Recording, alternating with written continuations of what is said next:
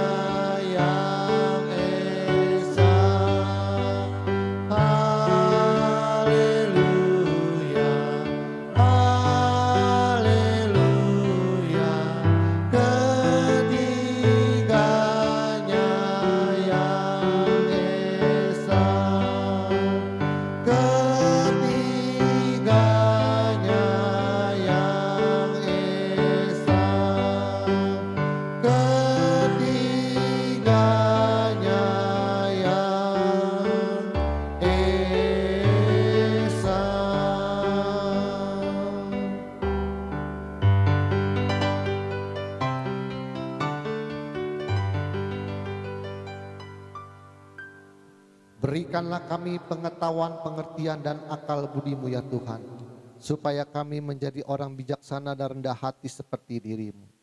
Urapi hamba-Mu pada saatnya Bapa, Kau menjamah lidah bibir hamba-Mu Roh Kudus, supaya apa yang hamba perkatakan menjadi kebenaran-Mu yang sempurna di akhir zaman ini Tuhan. Sembunyikan hamba-Mu di balik salib-Mu, biarlah Engkau semakin besar dan hamba-Mu semakin kecil. Persiapan hati kami bagian tanah yang subur dalam hati kami, supaya firman-Mu yang berbentuk logos tulisan mati menjadi rhema dalam kehidupan kami. Terima kasih Bapa, terima kasih Tuhan Yesus, terima kasih Roh Kudus. Di dalam nama Tuhan Yesus kami telah berdoa dan mengucap syukur. Haleluya, kita yang percaya katakan amin. Mari kita ucap salam kita, 1, 2, 3. Salutam en Christo en dunameon energe mata. Salam di dalam Kristus, di dalam kuasa mujizatnya. Amin. Silakan duduk. Shalom semuanya. Volumenya naikkan sedikit. Agak dekat saya ngomongnya jadinya. Karena kecil. Oke, sampai halaman berapa kita?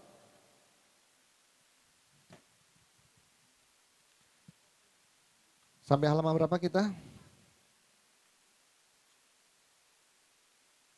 Oh ya, sampai suka-sukanya Bapak memberikan domba itu kepada Yesus ya, benar ya? Oh, oke, saya ada tambah lagi pelajaran hari ini. Apa sih pengertian dalam pada bidat?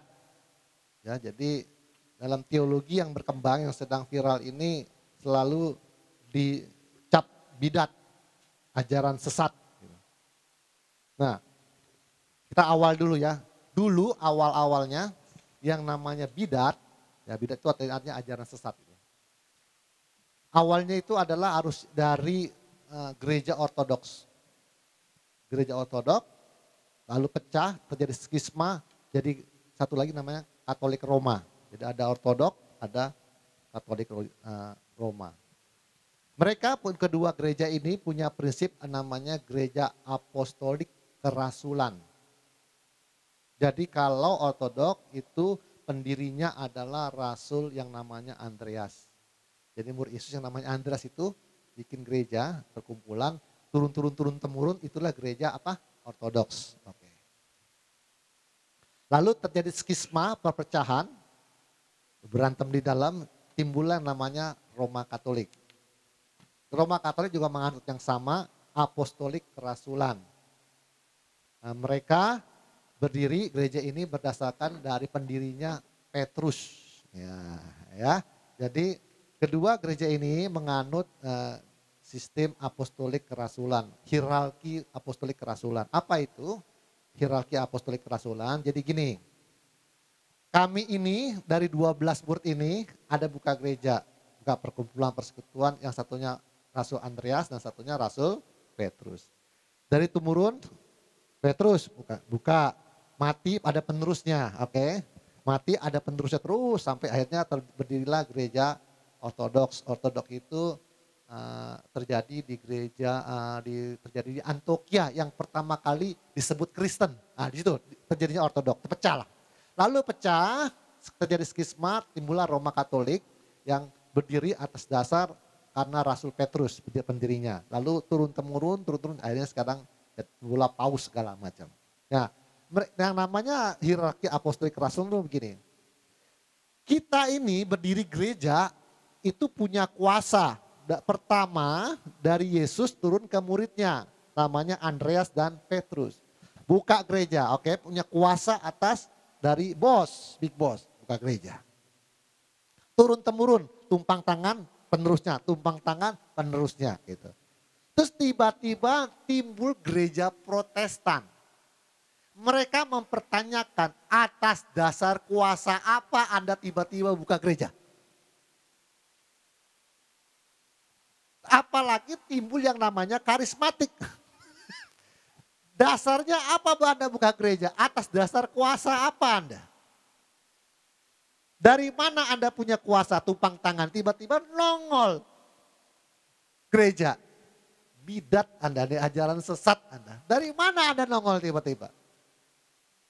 Ngerti ya? Ini namanya hierarki apostolik kerasulan.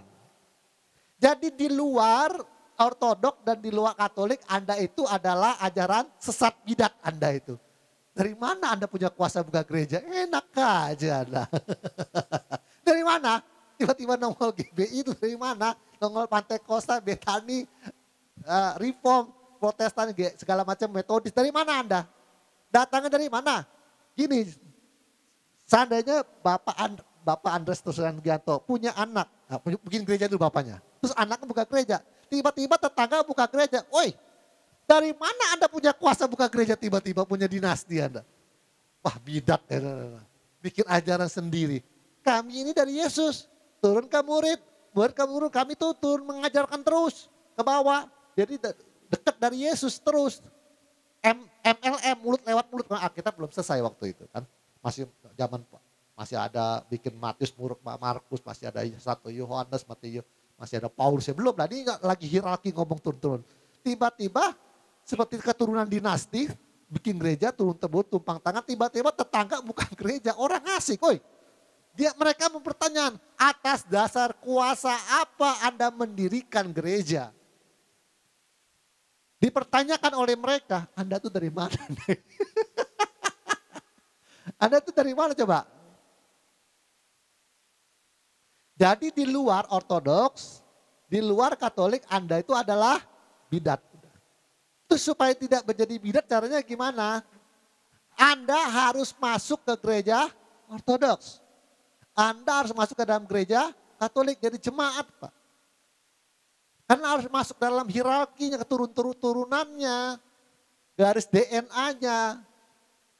Tiba-tiba buka perusahaan sendiri, dari mana Anda ini? Bidat Anda, ajaran sesat Anda. Saya punya argumen begini. Waktu itu diperlukan namanya hierarki apostolik kerasulan. Karena waktu itu yang namanya kitab suci perjanjian baru itu belum selesai ditulis. Tahun 98 aja itu baru selesai kitab Wahyu si Yohanes itu. Jadi waktu tahun 33 ya, 34, 35, 36, 37 kan Yesus 33 kan? 34, 3. Itu kan belum ada, Alkitabnya belum ditulis. Belum, baru MLM, mulut lewat mulut. Jadi memang untuk menjaga kemurnian ajaran itu, mereka harus pakai turunan. Benar. Yesus turun ke murid nyampain lagi, menyampaikan ke uskup, timbullah uskup-uskup apaus ujung-ujungnya. Benar, menurut saya itu benar dulu diperlukan itu. Karena tidak bisa tiba-tiba ada orang asing ngajar firman-Nya Tuhan Yesus. Kan kami ini kan Rasul Andreas, Petrus yang langsung dengar dari bos. Tiba-tiba dari ujung kulon tiba-tiba ngajarin firman. Loh, Anda emang pernah jadi murid Yesus? Kan gak pernah. Memang diperlukan menurut saya argumennya. Karena Alkitabnya belum selesai ditulis. 98 itu baru selesai kitab Wahyu. Yang tahun 34, 35, 36, 37, 38 sampai 9. Itu kan belum ada Alkitabnya. 98 baru terus kitab Wahyu, baru selesai. Nah, argumen saya setelah Alkitab selesai ditulis, seharusnya tidak diperlukan lagi hierarki apostolik kerasulan. Karena apa? Untuk mengecek bahwa Anda ngaku keluarganya DNA-nya Tuhan Yesus. Kita cek sekarang pakai Alkitab. Sama apa kagak? Anda kan ngaku keluarga dinasti kan dari para rasul. Sekarang udah ada nih Alkitabnya, saya cek. Sama enggak? Ternyata tidak sama. Makanya pada Martin Luther menggugat. Nah, ini enak kan cerita sejarahnya. Maka timbullah si Martin Luther dan Tuhan memang mengizinkan Martin Luther untuk dobrak. Karena dilihat, loh Anda DNA-nya dari Tuhan Yesus, tapi kok nggak sama dengan ajaran Alkitab. Digugat, lalu timbul yang namanya 3 sola. Pertama namanya sola fide, sola gratia, dan sola scriptura. Oleh karena iman, oleh karena anugerah, dan oleh karena Alkitab. Nah, enak ceritanya. Jadi awal-awalnya di luar Ortodok dan Katolik itu bidat. Anda nggak punya kuasa untuk buka gereja. Dan sampai hari ini keyakinan itu tetap mereka pertahankan. Tapi karena udah begitu tahun 2023, hampir 1900 tahun. Akhirnya mereka mau nggak mau harus menerima ada Protestan dan ada karismatik. Tapi tetap sebenarnya di dalam mereka itu mereka tidak mau tetap. Ya, ini menerima karena toleransi aja. Oke? Jadi bidat itu asal dari situ. Jadi di luar DNA-nya murid-murid Yesus dianggapnya bidat karena Anda nggak punya kuasa tiba-tiba buka gereja.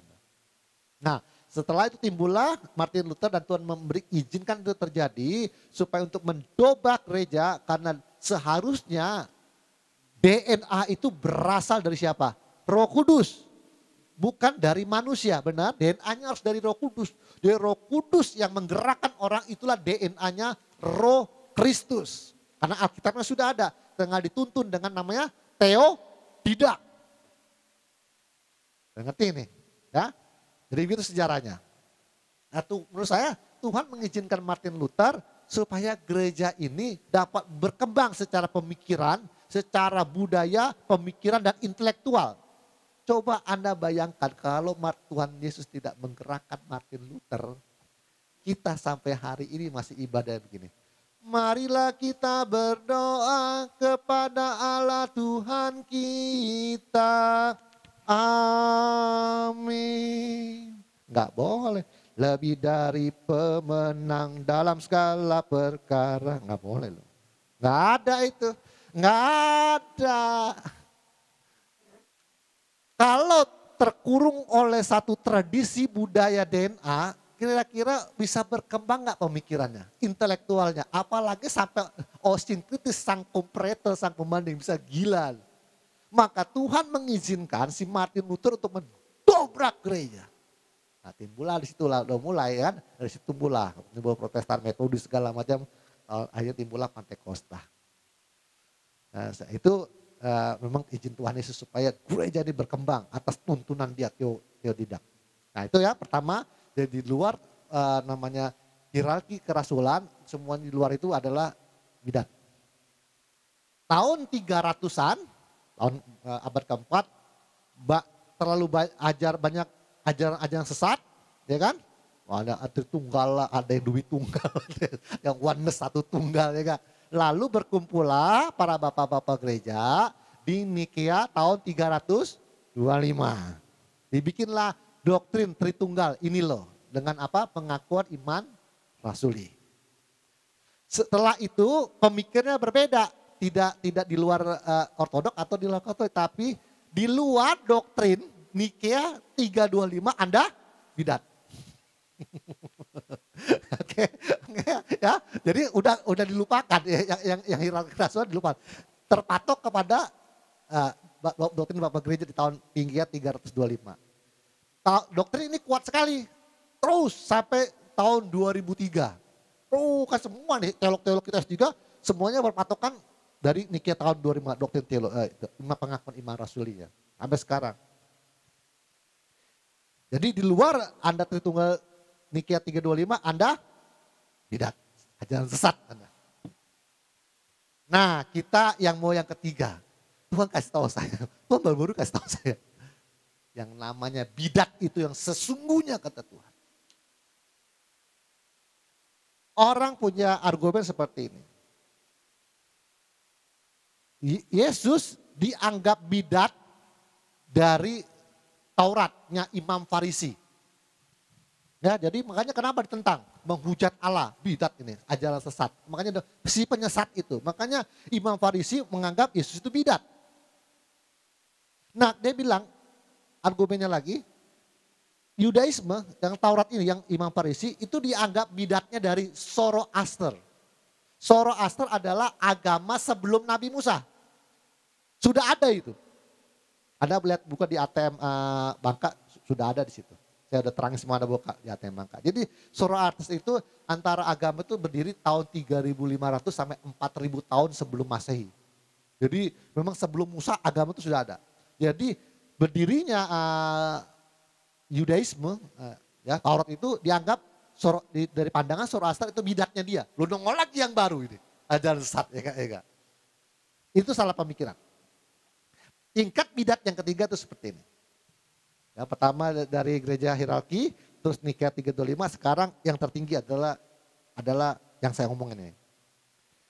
Yesus adalah satu-satunya manusia yang tidak bisa disesatkan. Yesus adalah satu-satunya manusia yang tidak bisa dibidat-bidatkan. Ini berlaku di zaman dahulu, di zaman sekarang, dan di zaman yang akan datang. Setelah kita masih ada generasi lagi, tidak bisa dibidat-bidatkan. Karena Yesus adalah satu-satunya adalah sumber daripada kebenaran, kesucian, dan kebaikan. Manusia tempat salah dan hilap, tapi kesempurnaan adalah milik Tuhan Yesus. Jadi dia tidak bisa dibidatkan. Terbalik kalau orang bilang punya argumen Imam Farisi membidatkan apa namanya Yesus, itu terbalik. Harusnya Imam Farisi itu bidat di matanya siapa? Tuhan Yesus. Terbalik. Zoroaster di matanya Tuhan Yesus itu bidat. Karena ukur ajaran sesat atau tidak sesat ukurannya siapa? Tuhan Yesus. Kita ini satu-satunya gereja yang sangat mengagungkan, memuja, memuliakan, dan mengkultuskan Tuhan Yesus. Di setiap argumen apapun, saya bilang Tuhan Yesus yang paling baik. Argumen apapun saya bilang Tuhan Yesus yang paling benar. Kamu mau bilang sesat, saya bilang Tuhan Yesus yang paling benar. Tidak ada kesesatan di dalamnya. Karena dia Allah sendiri yang menjelma manusia. Dia sangat mengagungkan. Artinya begini. Kalau dari ukuran Kristus, ya, Imam Yahudi itu bidat begini. Dalam memahami Taurat, versi Kristus sama versinya Imam Farisi itu berbeda loh. Ya, Taurat, pemahaman versi Tuhan Yesus sama Taurat pemahaman Imam Farisi itu berbeda. Setiap orang yang beda pemahaman, yang beda pengertian, yang beda pengetahuan dengan Tuhan Yesus, yang bidat siapa? Yang di luar Tuhan Yesus. Oke? Tauratnya sama, tapi pengertian Imam Farisi sama Tuhan Yesus itu beda. Setiap pemahaman pengertian yang tidak sama dengan Tuhan Yesus, orang itulah yang bidat, ajaran sesat. Contohnya, waktu Yesus berkata tentang kamu adalah Allah, Imam Farisi bilang apa? Dia menghujat Allah, dia bilang. Karena dia mengatakan dia anak Allah, berarti dia menyamakan dirinya dengan Allah. Makanya penyesat salibkan dia. Yesus punya argumen, dia bilang. Bukan dalam kitab sucimu mengatakan kamu adalah Allah. Sedangkan Alkitab dia bilang tidak bisa dibatalkan. Bagaimana engkau mengatakan aku menghujat Allah kalau aku berkata aku adalah anak Allah. Itu pemahamannya beda. Yesus sudah ngaku aku ini anak Allah. Memang sama dengan Allah. Udah ngaku.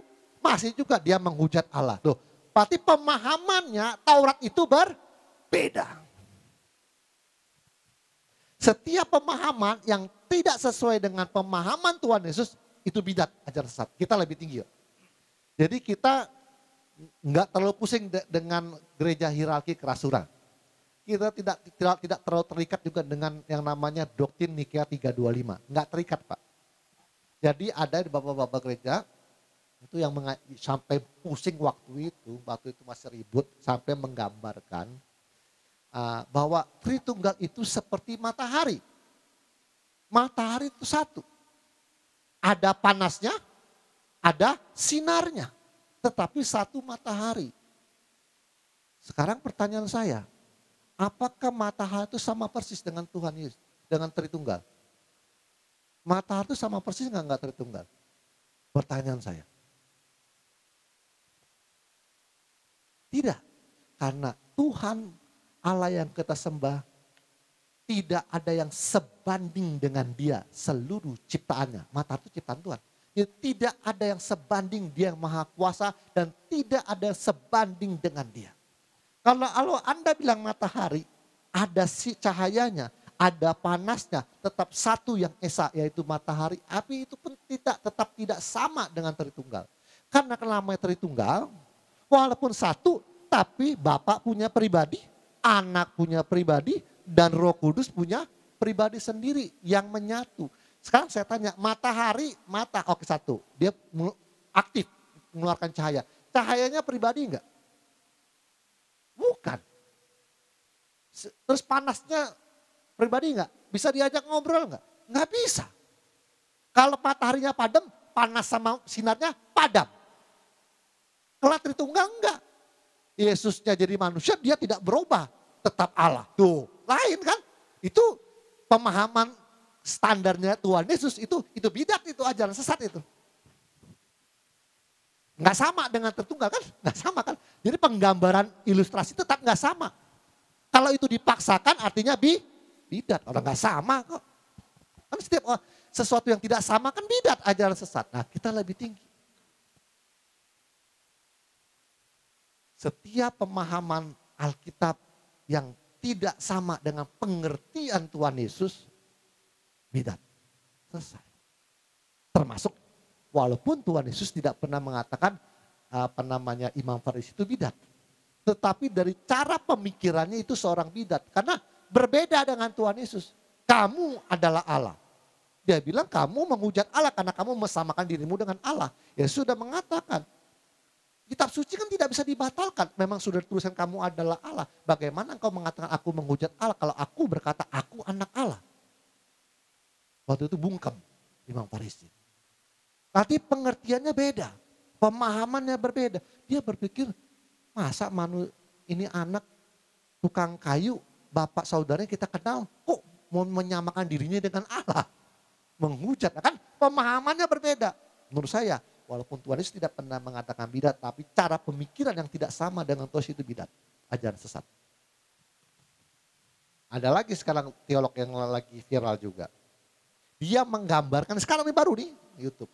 Dia mungkin karena terlalu semangat untuk membenarkan teologi yang berkembang. Dia mengatakan Tuhan itu adalah makhluk. Dia menggunakan kosakata makhluk. Wow, rame YouTube langsung. Tadinya semangat benar untuk membenarkan teologi yang sedang sesat ini, yang sedang berkembang. Dia mau benarin ini. Dia juga dosen juga STT, S3. Tapi dia menggunakan satu kosakata terlalu semangat kali Pak. Dia bilang Allah itulah makhluk yang mulia. Makhluk, dia menggunakan kata makhluk. Langsung diserang sama itulah gengnya FPE. Nah, teolog sesat dia bilang, Allah itu makhluk dia bilang. Kecepatan ngomong sih. Kecepatan ngomong. Maksudnya mau mengcounter aliran sesat. Dia menggunakan kosakata yang salah. Langsung FPE-nya nyerang balik langsung. Oke. Sampai mana kita? Oke. Kita selanjutnya. Jadi suka-sukanya Bapak memberikan domba itu kepada Yesus. Karena apa?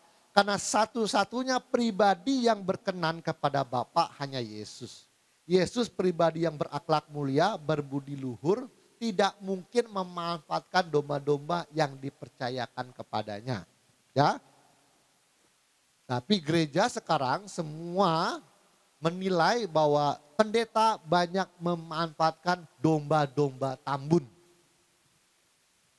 Kalau yang kiri-kiri entar dulu.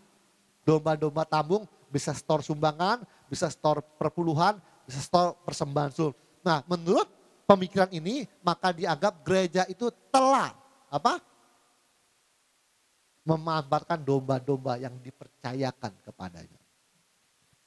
Kenapa Yesus itu berkenan? Nah, Matius 3:7 berkata, lalu terdengarlah suara dari sorga yang mengatakan, inilah anakku yang kukasihi, kepadanya lah aku berkenan. Jadi berkenan atau tidak berkenan, Tuhan Yesus bukan karena perjuangan, bukan karena taat, ya, tapi belum mengajar, ya, baru dibaptis langsung dari sorga, langsung to the point. Inilah anak yang aku kepadanya aku berkenan. Jadi belum berjuang loh, belum disalib loh, baru mau mulai, tapi sudah berkenan. Tapi karena apa? Karena hanya Bapak yang mengenal anak dan anak yang mengenal Bapak. Jadi di sorga tuh Bapak sudah kenal sama Tuhan Yesus. Ini anak yang taat. Oke. Yesus jelas dan tegas mengatakan nih. Yohanes 10:14. Akulah gembala yang baik dan aku mengenal domba-dombaku dan domba-dombaku mengenal aku. Jadi apa yang punya Bapak adalah kepunyaanmu. Karena engkau selalu bersama-sama dengan aku, kata Bapak. Pada mulanya adalah firman dan firman itu bersama-sama dengan Allah dan firman itu adalah Allah. Jadi apa yang milik Bapa, punya Bapa adalah milik anak. Jikalau domba itu yang punyanya Yesus artinya domba itu juga milik Bapa. Oke? Dan jikalau memang Anda mau berkata Bapa adalah gembala yang baik, ya Yesus juga gembala yang baik. Karena itu miliknya Tuhan Yesus juga. Apa yang milik Bapak, milik Tuhan Yesus. Oke. Masalahnya adalah kata gembala ini pernah ditulis dalam perjanjian lama. Yeskiel 34:15. Ini permasalahannya dalam teologi yang berkembang yang sedang viral. Aku sendiri akan mengembalakan domba-dombaku dan aku akan membiarkan mereka berbaring. Demikianlah firman Tuhan Allah, huruf besar semua. Nah ini aneh nih, si LAI. Allahnya itu mana terjemahan dari YHWH, bukan Tuhan. Ini terbalik. Si LAI memang terjemahan begitu. Jadi LAI menerjemahkan demikianlah firman Allah, firman Tuhan Allah yang huruf besar semua, itu terjemahan dari YHWH, Yod-He-Wah-He. Yang hilang akan kucari, yang tersesat akan kubawa, yang luka akan kubalut, yang sakit akan kukuatkan, serta yang gemuk dan yang kuat akan kulindungi. Aku akan mengembalakan mereka sebagaimana seharusnya. Jadi menurut teologi yang berkembang, yang berkata aku sendiri akan mengembalakan domba-dombaku, yang ngomong itu dulu Yahweh. Itu Bapa, bukan Yesus. Yesus itu hanya tugas pelaksana dari Bapa. Makanya Yesus mengaku aku gembala yang baik. Atas dasar ini. Padahal kita sudah mengerti kalau demikianlah firman Tuhan Allah huruf besar Yod-He-Wah-He. Yod-He-Wah-He adalah Yesua, Hanasa, Re, apalagi? Yod-He-Wah-We, Melek, Ha-Yehudim. Nah, jadi kata YHWH itu adalah sebenarnya singkatan daripada nama Yesus sendiri. Jadi waktu berkata demikianlah firman Tuhan Allah sebenarnya itu sama dengan demikianlah firman Yesua. Karena yang selalu berfirman adalah Yesus. Nah ini jadi dia menganggap tuh Bapak yang ngomong bukan Yesus loh. Padahal dia salah pengertian. Yang disebut Yod-He-Wah-He adalah Yesus sendiri. Oke. Lalu siapakah firman Allah itu? Kalau kan demikianlah firman Tuhan Allah. Pertanyaan adalah siapakah firman Allah itu? Yohanes 1 ayat 1. Pada mulanya adalah firman. Firman itu bersama-sama dengan Allah. Dan firman itu adalah Allah. Jadi yang ngomong, aku sendiri akan mengembalakan domba-domba kau. Itu siapa? Allah. Allah itu siapa? Yesus. Yod-Heh-Wah-He. Yesus sendiri. Oke. Perjanjian baru sekarang. Nih. Yang bunyinya sama. Perjanjian baru yang bunyinya sama.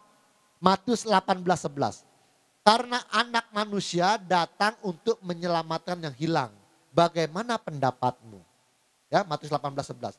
Jika seorang mempunyai 100 ekor domba dan seekor di antaranya sesat, di mana tidaklah ia akan meninggalkan yang 99 ekor di pegunungan dan pergi mencari yang sesat. Mencari yang sesat. Dan aku berkata kepadamu sesungguhnya jika ia berhasil menemukannya lebih besar kegembiraan atas ekor daripada atas yang ke-99 ekor yang tidak tersesat. Demikian juga Bapakmu di sorga tidak menghendaki seorang pun dari anak-anak ini hilang. Sama enggak? Bunyinya apa? Aku sendiri akan menggembalakan domba-dombaku dan akan membiarkan mereka berbaring. Yang hilang akan kucari. Yesus berkata dalam Matius begini, dan aku berkata sesungguhnya, nanti mana ada kata aku mencari.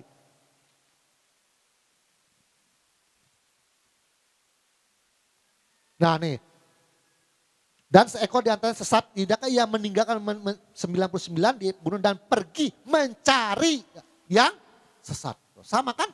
Sama dengan apa yang dikatakan Yahweh pada Yeskiel 34 di 15. Aku sendiri akan mengembalakan domba-dombaku dan aku akan membiarkan mereka terbaring. Yang hilang akan kucari dan yang tersesat akan kucari. Sama Yesus ngomong juga begitu. Dan seekor di antara sesat, tidaklah ia meninggalkan yang 99 pegunungan pergi mencari yang sesat. Sama perkataannya. Artinya yang ngomong dulu domba akan kucari, yang satu siapa?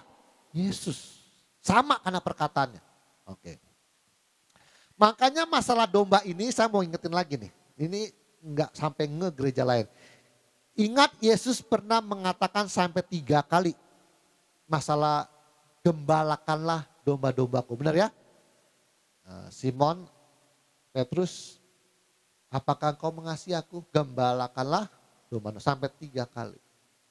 Karena Yesus sudah tahu setiap orang yang dipercayakan untuk menggembalakan domba-dombanya pasti tidak akan jauh yang namanya memanfaatkan domba-domba yang tambun. Makanya sekarang lagi viral seorang posting begini. Saya melihat khotbah-khotbah di gereja-gereja besar, dia mengatakan kita harus hidup sederhana, kita harus hidup dengan rendah hati. Tetapi setiap tangannya diangkat, saya melihat cincin yang berkilau-kilau dan merek jam yang berkilau-kilau. Bagaimana Anda mengadakan kami tentang kerendahan hati dan hidup kesederhana. Tapi di tanganmu itu jamnya jam Rolex dan berlian yang mengkilat-mengkilat.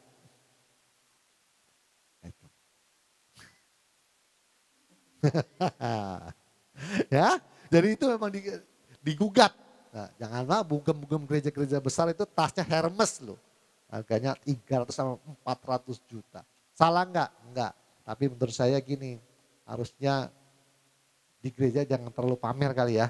Menurut saya, seandainya saya pakai jam bagus atau jam tangan bagus, ini jangan dipamer-pamer. Menurut saya itu aja. Boleh sih kalau Anda kaya boleh enggak? Kalau sampai pendeta enggak boleh pakai uang pakai barang mewah. Jadi nggak menikmati Pak ya. Kita kan kaya duit masa cuma makan doang. Duit banyak tapi makan doang gitu. Nggak boleh pakai Hermes, nggak boleh pakai Rolex, nggak boleh pakai emas. Ya susah juga ya, jadi nggak menikmati. Jadi terikat kepada satu pemikiran hamba Tuhan harus sederhana dan rendah hati, harus seperti ini. Bajunya kumuh, kurus kering, pakai kijang tahun lama yang kijang kotak gitu. Tok tok tok tok tok tok tok gitu. Kan susah juga Pak ya. Tapi menurut saya jangan pamer benar.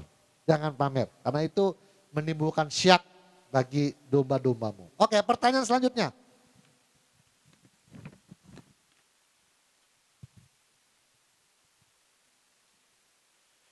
Pertanyaan, apakah karena taat sampai mati lalu Yesus diangkat menjadi Tuhan? Nah, apakah karena taat lalu Yesus diangkat jadi Tuhan? Jawab saya adalah sebelum mati Yesus sudah mengakui bahwa dirinya adalah Tuhan. Yohanes 13:13.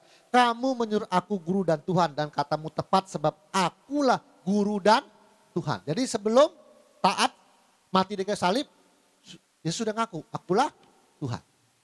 Jadi bukan karena taatnya, bukan karena mati dulu. Taat sampai mati baru diangkat jadi Tuhan. Nah, pertanyaannya begini. Kenapa sampai pemikiran dalam teologi yang berkembang yang sedang viral mengatakan Yesus itu taat sampai mati makanya diangkat jadi Tuhan. Pemikiran ini datang dari Kisah Para Rasul 2:36. Ya, bunyinya begini. Jadi seluruh kaum Israel harus tahu dengan pasti bahwa Allah telah membuat Yesus yang kamu salibkan menjadi Tuhan dan Kristus. Nah atas dasar ini nih, tuh kan? Yesus disalibkan, membuat Yesus yang kamu salibkan menjadi Tuhan dan Kristus. Tuh. Inilah dasarnya kenapa dia berpikir Yesus taat sampai mati, makanya diangkat jadi Tuhan. Yesus itu menggunakan logos, Yesus itu manusia biasa. Setelah dia taat sampai mati, diangkat oleh Bapa jadi Tuhan. Gini Pak, oke dengarkan saya. Kita baca yang lebih rumit lagi. Setiap orang memahami Alkitab itu akan berdasarkan namanya presaposisi. Apa itu presaposisi? Presaposisi adalah praanggapan. Praanggapan itu adalah landasan sebelum dia memikirkan hal-hal yang lebih panjang. Landasannya apa? Praanggapan. Dalam hati dia tuh anggapannya apa gitu. Dia menganggap apa dalam hati sebelum dia mengeluarkan pemikiran. Contoh begini. Kalau kita sebelum berargumen dalam hati kita sudah menganggap bahwa Yesus adalah Allah, maka seluruh ayat yang menceritakan tentang Tuhan Yesus, kita pasti mengartikannya bahwa nih buktinya Yesus itu Allah. Nih ayatnya, ngerti ya? Jadi karena dalam hati kita sudah ada presaposisi, sudah menganggap Yesus itu Allah. Setiap ayat manapun yang menceritakan tentang Yesus kita bilang, nih buktinya Yesus itu Allah. Nih ayatnya Yesus itu Allah. Tuh, firman itu bersama-sama dengan Allah. Firman itu adalah Allah. Tuh kan, kita buka lagi. Nih ayatnya tuh. Aku adalah anak Allah. Tuh anak Allah tuh, sama dengan Allah tuh. Jadi semua ayat yang menceritakan tentang Yesus, tentang Allah, kita akan menjelaskannya berdasarkan pemikiran bahwa Yesus adalah Allah. Karena presaposisinya, praanggapannya, landasan berpikirnya, kita dalam hati sudah percaya Yesus itu Allah. Tapi jikalau seorang pendeta dalam hatinya, praanggapan, presaposisinya, dia menganggap Yesus itu adalah manusia, dengar ya, ini belum berargumen, tapi dalam hati sudah anggapannya manusia. Semua ayat yang menceritakan tentang Yesus, oh ini kan manusia, Yesus bisa takut, tuh Yesus bisa ini, tuh Yesus kan tuh bukan Yahweh, tuh Yesus kan. Jadi semua ayat yang menceritakan Yesus, dia bikin seperti manusia. Sampai dia punya argumen, Yesus juga bisa naksir cewek cantik. Karena presaposisinya, anggapan dalam hatinya Yesus adalah manusia. Makanya orang untuk memahami Alkitab dengan benar, presaposisinya, anggapan di dalam hatinya harus percaya bahwa Yesus itu adalah Allah. Sama kalau kita berbicara tentang kaum Kedar, dia nggak percaya Yesus itu Tuhan. Semua ayat Alkitab diarahkan Yesus bukan Tuhan, Yesus itu hanya nabi dan utusan. Karena presaposisinya anggapannya Yesus bukan Tuhan. Kaum Kedar maksud saya. Ya kan akan terus begitu, utusan, nabi. Karena memang anggapan seperti itu. Semua ayat yang dia bongkar pakai Alkitab, tuh manusia bisa berdarah, tuh bisa dipukulin, tuh bisa mengeluh, tuh. Jadi begitu dia. Karena anggapannya presaposisinya itu hanya nabi dan utusan. Nah itu, harus mengerti itu juga. Nah kita di ATM presaposisinya adalah Yesus adalah Allah. Maka semua ayat yang menceritakan tentang Yesus, kita bilang nih buktinya Yesus itu Tuhan. Jadi kalau dikatakan Kisah 2:36. Jadi seluruh kaum Israel harus tahu dengan pasti bahwa Allah telah membuat Yesus yang kamu salib menjadi Tuhan dan Kristus. Itu maksudnya adalah, lihat ya. Itu maksudnya adalah argumennya. Karena kita Allah ya, presupposisinya Yesus adalah Allah. Dalam Kisah Para Rasul hanyalah pemberitaan dan penegasan kembali bahwa pada umat Israel. Sebelumnya Yesus sudah ngaku kok, akulah guru dan Tuhan. Waktu Yesus sudah mati, disalib ya, lalu barulah Petrus mengatakan, ditegaskan kembali. Hei orang Israel, bahwa Allah telah membuat Yesus yang kamu salib adalah Tuhan dan Kristus. Nah, dari dalam terjemahan LT begini. LT ya, lihat bunyi lebih bagus kayak LT. Oleh sebab itu biarlah seluruh keluarga Israel, tuh jadi nggak ada kaumnya Pak, nggak ada seluruh kaum Israel. Keluarga, memang bahasa aslinya keluarga. Jadi dia bilang biarlah seluruh keluarga Israel mengetahui dengan pasti itu bahwa Elohim telah menjadikan dia baik selaku Tuhan maupun Mesias. Inilah Yesus yang telah kamu salibkan. Dia menggunakan kata Mesias, tidak menggunakan kata Kristus. Nah, tahu tidak kenapa harus diberitakan kepada umat Israel? Ditegaskan lagi setelah Yesus mati, Petrus tegaskan lagi. Yesus yang kamu salibkan itu menjadi Tuhan dan Mesias. Kenapa? Jadi gini, kenapa ada kata keluarga? Karena sebenarnya kan Petrus berkeluarga dengan Petrus orang Israel. Benar? Jadi, hei keluarga saudara pengen tahu Yesus yang kamu salibkan tuh Allah telah membuat dia menjadi Tuhan dan Mesias. Keluarga. Jadi barang siapa yang mengaku Yesus Tuhan dan Kristus adalah keluarga. Termasuk kita di dalam kekristenan.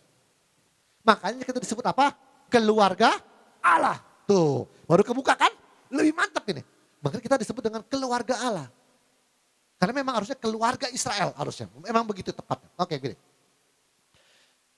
Tahu kenapa? Si Petrus ini harus menegaskan kembali kepada keluarga Israel. Karena begini. Karena Yesus selalu berpesan kepada murid-muridnya. Jangan memberitahukan kepada dia adalah Mesias. Matius 16:20. Lalu Yesus melarang murid-muridnya supaya jangan memberitahukan kepada siapapun bahwa ia adalah apa? Mesias. Jadi kenapa Petrus harus teriak? Hei kaum Israel, keluarga Israel. Kamu harus tahu dengan pasti bahwa Yesus yang kamu salibkan itu telah Allah jadikan Tuhan dan Mesias. Kenapa harus diteriakin? Diulang lagi penegasan itu. Kenapa harus diproklamirkan? Menurut kalian apa? Karena dulu dilarang Tuhan Yesus. Enggak. Dulu, lalu Yesus melarang murid-muridnya supaya jangan memberitahukan kepada siapapun bahwa ia Mesias. Jadi selama 3 tahun setengah, Yesus bilang, shh, jangan bilang-bilang. Tahu nggak yang lain? Yang tahu siapa? Cuma 12. Shh, jangan kasih tahu Mesias, belum waktunya. Shh. Dia selalu melarang. Jadi nggak ada yang tahu. Nah, setelah Yesus mati, diproklamirkan, ditegaskan. Hei kaum Israel keluarga Israel, kamu harus tahu pasti bahwa Yesus yang kamu salibkan Allah telah menjadikan dia Tuhan dan Mesias. Aku kasih tahu selama 3 tahun setengah dia sudah mengaku di hadapan kami, sekarang aku kasih tahu sama kamu. Begitu. Tapi kalau dibilang Tuhan, dia sudah Tuhan. Nggak perlu mati itu jadi Tuhan. Jadi sudah Tuhan, karena dia sudah ngaku, akulah guru dan Tuhan. Oke. Jangankan murid-murid ya, jangankan murid-murid. Yesus ini saya nggak tahu juga Tuhan pemikirannya apa. Bukan hanya murid-muridnya dilarang bahwa dia adalah Mesias. Yesus pernah ngelarang setan loh. Ngelarang setan. Setan tuh teriak-teriak, "Oi engkau Mesias anak Allah yang hidup." Langsung Tuhan berhentiin loh. Kita lihat ayatnya. Setan aja dilarang Yesus untuk ngomong bahwa ia adalah Mesias. Setan aja pernah dilarang Tuhan Yesus. Anda kan gak pernah bacakan ini, makanya saya bukain. Lukas 4:40. Ketika matahari terbenam, semua orang membawa kepadanya orang-orang sakitnya yang menderita bermacam-macam penyakit. Ia pun meletakkan tangannya atas mereka masing-masing dan menyembuhkan mereka. Dari banyak orang keluar juga setan-setan sambil berteriak tuh, engkau adalah anak Allah. Lalu ia dengan keras melarang mereka dan tidak memperbolehkan bahwa ia berbicara karena mereka tahu ia adalah Mesias. Setan tahu bahwa ia adalah Mesias. Mau teriak-teriak, diam. Jadi benar-benar saya membayangkannya 3 tahun setengah itu setan disuruh diam, murid-murid disuruh diam. Astaga. Benar-benar 3 tahun setengah itu pada diam semua.